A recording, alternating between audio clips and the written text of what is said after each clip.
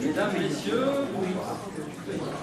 je suis heureux de vous accueillir ce soir au Millénaire pour le premier spectacle de la saison avec la compagnie Alain et l'autre, que vous connaissez, puisque la compagnie Alain et l'autre nous accompagne depuis un certain nombre d'années, depuis 15 ans, sur un festival qui s'appelle le Boulevard du Rire. Donc le Boulevard du Rire, il démarrera le 26 novembre jusqu'au 15 décembre.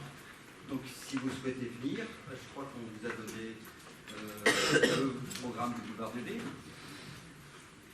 Si vous ne l'avez pas eu, ce petit programme de l'année, c'est le programme de tous les spectacles qui démarrent aujourd'hui, puisqu'on est en démarrage de saison, jusqu'au mois de juin.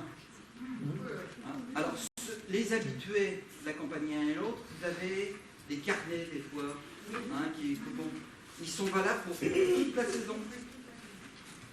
Il y en a qui savent, donc ils viennent régulièrement, et vous pouvez, auprès de l'accueil, les renouveler. C'est-à-dire que vous pouvez inviter autant de personnes que vous voulez à chaque spectacle.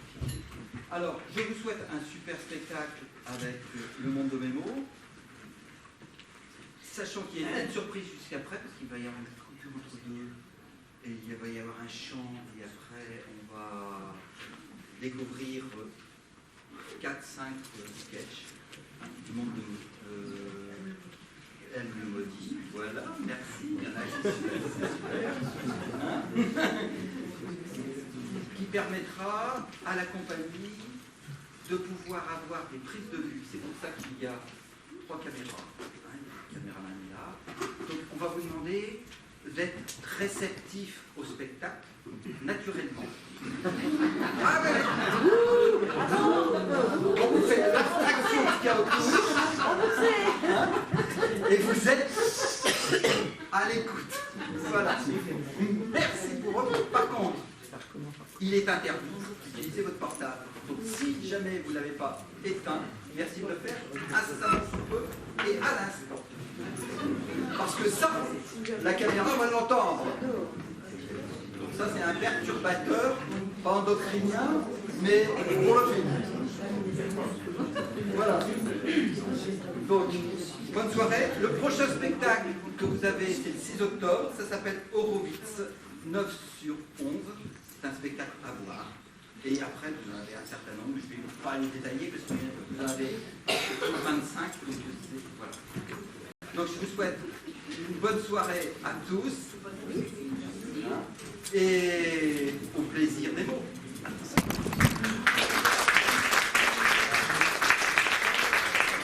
C'est pas bien, il est drôle, mais... Il est drôle.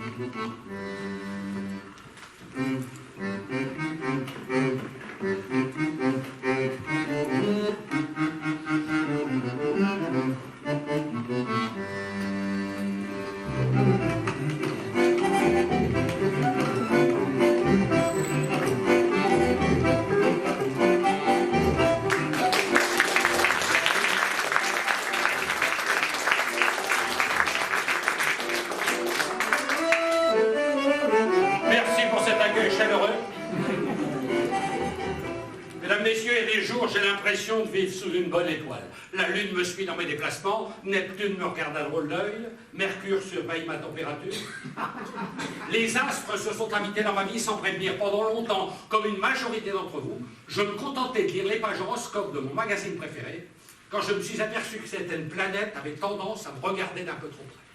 Quand dans Planète Dimanche, j'ai lu qu'après un voyage en Extrême-Orient, Mercure répudie Uranus pour se rapprocher honteusement de la cuisse de Jupiter, j'ai compris que ma pyramide bioénergétique était en danger.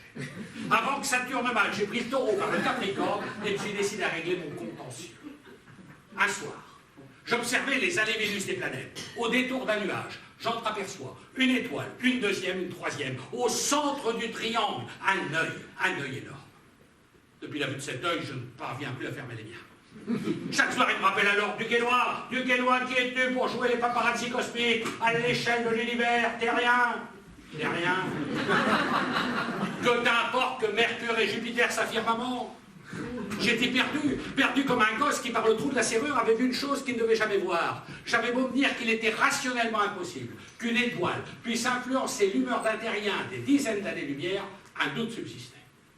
Je me précipitais sur Internet, horoscope.com, à la recherche de mon dernier bulletin zodiacal. Tout est écrit noir sur blanc.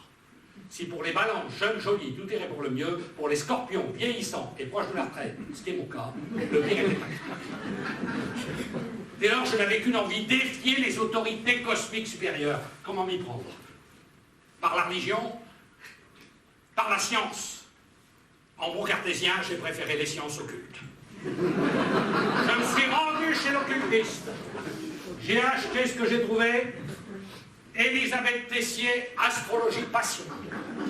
J'ai appris des choses étonnantes, que j'étais né d'une mère vierge et d'un père plombier, mais sous le signe du sanitaire.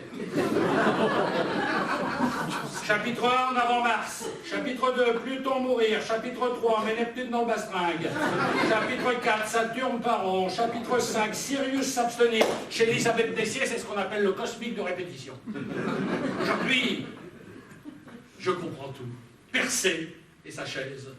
La séparation de l'éclipse et de l'éclat, la petite ours, la grande ours, car même là-haut, les ours se suivent et ne se ressemblent pas. Je situe toutes les planètes, toutes les étoiles. L'étoile polaire, c'est le nord. La croix du sud, c'est le sud. La voûte céleste. J'ai appris une chose étonnante. Si l'astrologie ne peut en aucun cas modifier le cours de votre vie, elle peut influencer positivement l'épaisseur de votre portefeuille. Aujourd'hui, je crois à mon étoile. Et dans ce métier, croire à son étoile, c'est bon signe. Je me suis inscrit dans l'annuaire, à la rubrique voyante, juste entre voyeur et voyou. Jean-Claude Duquesnoy, professeur de destin. J'aurais pu aussi choisir mage, mais j'étais beaucoup trop speed, car comme le dit Christophe Colomb, si le voyant est rapide, le mage est lent. J'ai révolutionné l'astrologie, fini le mar de café, rien que du mar de Bourgogne. Fini le trèfle à 4 feuilles, la patte de lapin, c'est mon petit doigt qui me dit tout, et comme dit mon caviste, pour assouvir une soif de vérité, rien ne vaut un petit doigt de main. Aujourd'hui, je comprends tout. Présent, passé, futur. Et même dans les gros jours, conditionnel, passé, deuxième forme et imparfait du subjonctif. Je ne suis pas pour autant votre gourou de secours. Je n'ai qu'un objectif, vous rassurer. Je suis incapable de répondre aux grandes questions d'humanité.